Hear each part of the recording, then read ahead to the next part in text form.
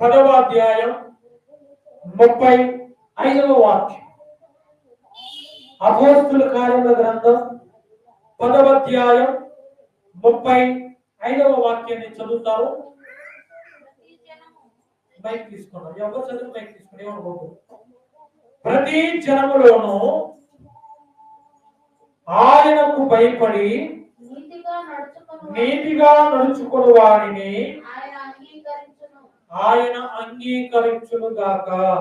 నాతో పాటు ఈ వాక్యాన్ని చెప్పండి. అపోస్తుల కార్యం 10:35లో ప్రతి జనములోను చెప్పండి. అందులో ప్రతి జనములోను ఆయనకు భయపడి నీతిగా నడుచుకుని వారిని ఆయన అంగీకరించును. ఒకసారి అందరూ కూడా ఈ